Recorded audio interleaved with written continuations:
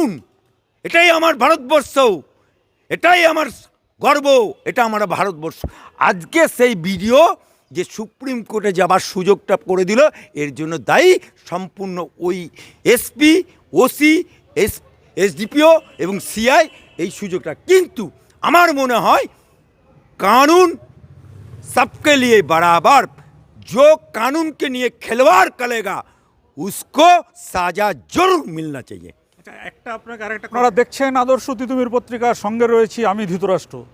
আজকে দেখুন আমরা পুরো কলকাতা হাইকোর্টের সামনে থেকে আমাদের এই খবরটা আজকে আপনাদের সামনে আমরা তুলে ধরছি। আপনারা জানেন যে কয়েকদিন আগে উত্তরবঙ্গের রাজগঞ্জের বিডিও প্রশান্ত বর্মন, তার বিরুদ্ধে বারাসাত কোর্ট থেকে তার আগাম জামিন মঞ্জুর করা হয়েছিল এবং সেই আগাম জামিন মঞ্জুর করতে গিয়ে দেখা গেছে যে তিনি যে আগাম জামিনটা নিয়েছেন তার মধ্যে তিনি তথ্যের কারচুপি করেছেন। কিভাবে কারচুপি করলেন সেটা হচ্ছে যে হাইকোর্ট থেকে তার সেই কারচুপি কিন্তু ধরে ফেলেছে। সেখানে যাদেরকে নিয়ে তার সোনা চোর বলে বেধড়ক মার মেরে তারপর তাকে নিউ টাউনের যাত্রাগাছি খালে ফেলে দেওয়া হয়। আপনারা এগুলো সব জানেন, আমরা দেখিয়েছিলাম। আমরা এও বলেছিলাম যে বারাসাত কোর্ট থেকে তার যে আগাম জামিন দেওয়া হয়েছে সেই জামিনের সঙ্গে উনি দেখিয়েছেন যে ওনার যেদিন ঘটনা ঘটেছে সেদিন নাকি উনি কোনো একটা হোটেলে রাত কাটিয়েছেন এবং এই তথ্যে কারচুপি হওয়ার পরে প্রশাসনের ভেতরে অন্দরে এবং সাংবাদিকদের মধ্যে বিভিন্ন সোশ্যাল প্ল্যাটফর্মে খুব প্রতিবাদের ঝড় ওঠে এবং এরপরে হাইকোর্টে আসে বিধাননগর পুলিশ কমিশনারেটের পক্ষ থেকে এবং হাইকোর্ট থেকে সমস্ত তথ্য দেখে কড়াভাবে তিরস্কার করা হয় সেখানকার যিনি জামিন দেওয়ার যিনি জজ ছিলেন এবং সরকারি উকিলের।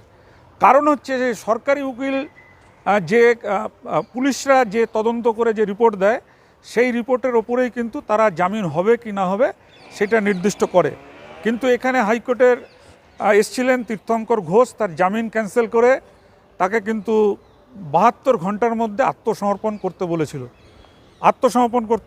কিন্তু সেই আত্মসমর্পণ না করে তিনি চলে যান সুপ্রিম কোর্টে। এখন তিনি এসএলপি ফাইল করেছেন যে এই যে তাকে যে 72 ঘন্টার মধ্যে আত্মসমর্পণ করতে বলা হয়েছিল, তিনি এখন আত্মসমর্পণ না করে চলে গেছে সুপ্রিম কোর্টে।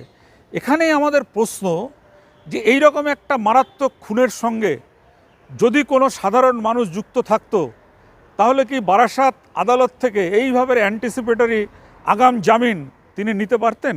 1 নম্বর। 2 নম্বর হচ্ছে কলকাতা হাইকোর্ট থেকে ওই বিডিও প্রশান্ত বর্মনকে কিন্তু বলেছিল 72 ঘন্টার মধ্যে তার যে জুডিশিয়াল ম্যাজিস্ট্রেট আছে সেখানে গিয়ে তাকে আত্মসমর্পণ করার জন্য।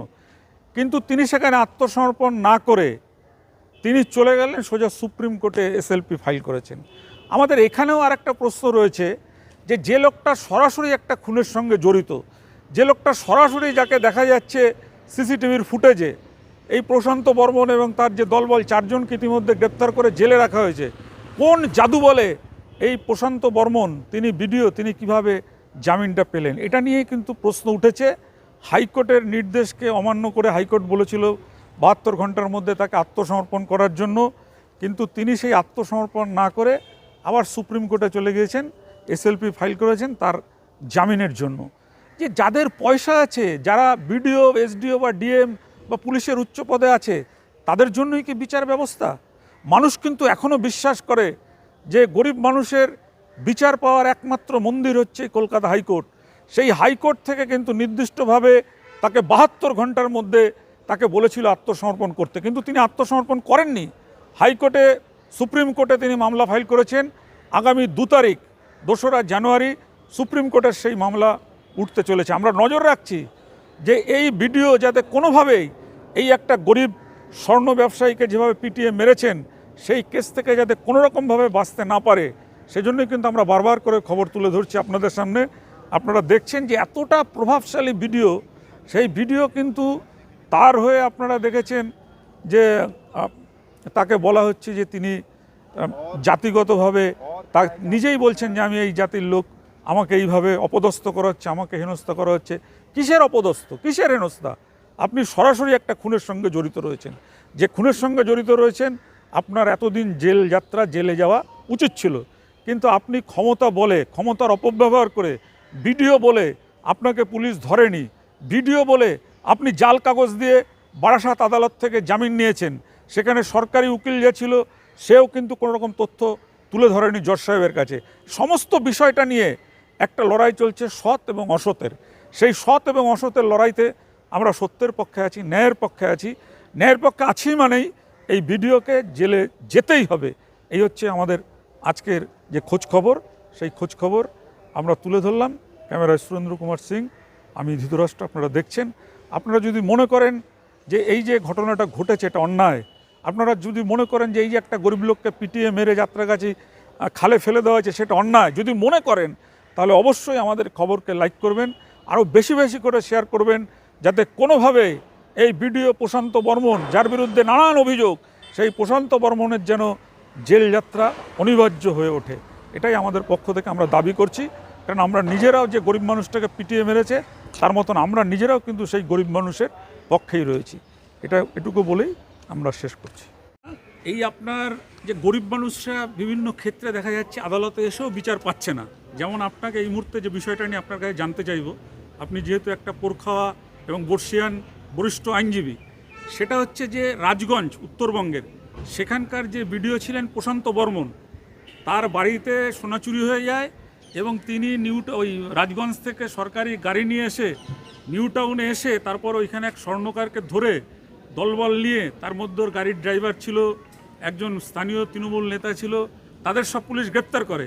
কিন্তু ওনাকে প্রথমে আপনার এই বারাসাত কোর্ট থেকে অ্যান্টিসিপেটরি মঞ্জুর করে, অ্যান্টিসিপেটরি বেল, কারণ হচ্ছে তিনি দেখিয়েছিলেন যে তিনি কোনো একটা হোটেলে ছিলেন ওই দিন। এইভাবে বেল নিয়েছিলেন। তারপর হাইকোর্টে আসার পরে তীর্থঙ্কর ঘোষের এজলাস থেকে তাকে 72 ঘন্টার মধ্যে আত্মসমর্পণ করতে বলা হয়েছিল। কিন্তু তিনি আত্মসমর্পণ না করে চলে গেছেন সুপ্রিম কোর্টে তার জামিনের জন্য। তো এই যে গরিব মানুষজন, কোনো গরিব মানুষ যদি হতো তাকে তো পুলিশ গ্রেপ্তার করতো, তাকে জেলে ঢুকিয়ে দিত। ভিডিও বলে তিনি কি আইনের থেকে ছাড় পাবেন? দেখুন, ভারতবর্ষের आइन कानून, कोई बोलता है काला कानून, कोई बोलता है एक कानून में तारीख पर तारीख, तारीख पर तारीख मिलता है। लेकिन मेरा बंगाल में, पश्चिम बंगाले एमन एमन भिडियो आछे जे WBCS परीक्षाয় 2 পেয়েছে, পাস করেনি, ভিডিও আছে। আমার এই বাংলায় সাদা খাতা জমা দিয়ে শিক্ষক আছে। আমার এই বাংলায় হোটেলে রাত কাটিয়ে পুলিশের চাকরি পেয়েছে। আমার এই বাংলায় দিদিমণি স্যান্ডেল বেয়ে চাকরি পেয়েছে।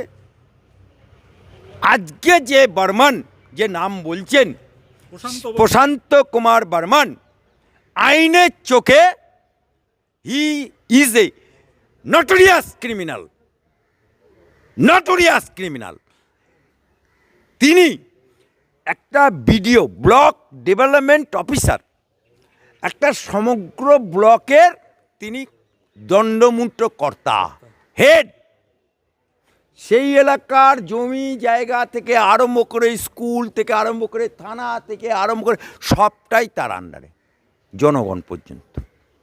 সেই দণ্ডমুক্ত কর্তা ভিডিও, তার বাড়ির সোনা চুরি হয়েছে। তুমি সোনা চুরি হয়েছে ভালো কথা, তুমি একটা সাংবিধানিক চেয়ারে বসে আছো, তুমি অভিযোগ করবে, আইন তার ব্যবস্থা নেবে, আইন ব্যবস্থা নেবে। কিন্তু তুমি ভিডিও বলে, তুমি সাংবিধানিক চেয়ারে বসে আছো বলে ভিডিওর সরকারি চেয়ারটাকে অপব্যয় করে তুমি মারধর করবে, আইন হাতে নেবে। এ পাওয়ার তোমাকে কোন দিয়েছে? ভারতবর্ষের প্রধানমন্ত্রীর ক্ষমতা নেই, পশ্চিমবাংলার মুখ্যমন্ত্রীর ক্ষমতা নেই আইন হাতে নেবার। তা যদি হতো, আইন যদি হাতে নেওয়া হতো, সবচেয়ে বড় কানুন, তাহলে খাদ্যমন্ত্রী বালু জেল খাটতো না, তাহলে শিক্ষামন্ত্রী পার্থ চট্টোপাধ্যায় জেল খাটতো না, তাহলে এমপি সুদীপ বন্দ্যোপাধ্যায় জেল খাটতো না, তাহলে চরম চরম গুড় বাতাসা পাঁচনের বাড়ি অনুব্রত মণ্ডল জেল খাটতো না, তাহলে ছিনাল ঘোষ জেল খাটতো না। আজকে এই ভিডিও যে কীর্তিটা করেছে, এটা ভিডিও চেয়ারে যারাই বসে আছে তাদের চেয়ারকে কলঙ্কিত করেছে, পশ্চিমবঙ্গ সরকারকে কলঙ্কিত করেছে, আপামর বাংলাবাসীকে কলঙ্কিত করেছে। এবং সে যে হোটেলের কাগজ রসিদ দেখিয়েছে, উনি নিজের বাড়ি থাকতে হোটেলের কাগজ দেখাবেন কেন? ওনার বাড়িতে কি বউ তাড়িয়ে দিয়েছিল? ওনার বাড়িতে কি বউ লাত মেরে তাড়িয়ে দিয়েছিল নাকি বউয়ের সাথে ডিভোর্স হয়ে গেছে? হ্যাঁ, তাহলে উনি হোটেলে রাত্রিবাস করতে গেছিলেন কি করতে? নাকি অন্য কোনো কারোর সাথে ইন্টু পাঁচু আছে যে হোটেলে? তাহলে সেই হোটেল যে কাগজ দিয়েছে যে হোটেলে ছিল, ওই হোটেলের ওনারকে বা ম্যানেজারকে ডাকানো দরকার। এবং আমার হাইকোর্ট ও লোয়ার কোর্ট যে বেল দিয়েছে, সেই বেলকে সঙ্গে সঙ্গে খারিজ করে দিয়েছে। তাহলে পুলিশের কর্তব্য ছিল যেদিনকে খারিজ হয়েছে সঙ্গে সঙ্গে, আমার হাইকোর্টে তো এমন ঘটনা ঘটেছে, হাইকোর্ট বেল নাকচ করেছে, হাইকোর্টের বাইরে এসছে, পুলিশ তুলে নিয়ে গেছে, 10 বছর আগেকার ঘটনা বলছি। তাহলে এই হাইকোর্টের অর্ডার সঙ্গে সঙ্গে সার্ভার, এখন নেট দুনিয়া, সঙ্গে সঙ্গে সার্ভার হয়ে যায়। তাহলে পুলিশ, ওখানকার পুলিশ, ওই থানার পুলিশ, ওখানকার এসডিপিও, ওখানকার সিআই, ওখানকার এসপি কী করছিল?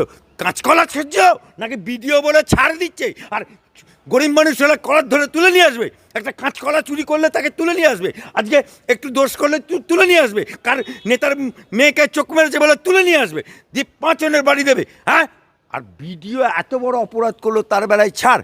হ্যাঁ, এ কানুন সবকা লিয়ে বরাবর। আমি একটা এক্সাম্পল দিচ্ছি, ভারতবর্ষের সংসদ ভবন বিদেশি, আমার দেশির না বিদেশি বৈশত্রু পাকিস্তানের কাসাব আমার সংসদ ভবনে গুলি চালিয়েছিল, সেই কারণে তাকে ধরা হয়েছিল।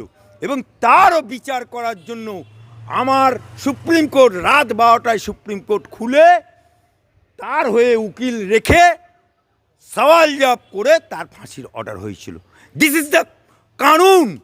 এটাই আমার ভারতবর্ষ, এটাই আমার গর্ব, এটা আমার ভারতবর্ষ। আজকে সেই ভিডিও যে সুপ্রিম কোর্টে যাবার সুযোগটা করে দিল, এর জন্য দায়ী সম্পূর্ণ ওই এসপি, ওসি, এসডিপিও এবং সিআই, এই সুযোগটা। কিন্তু আমার মনে হয় कानून सबके लिए बराबर, जो कानून के लिए खिलवाड़ करेगा उसको सजा जरूर मिलना चाहिए।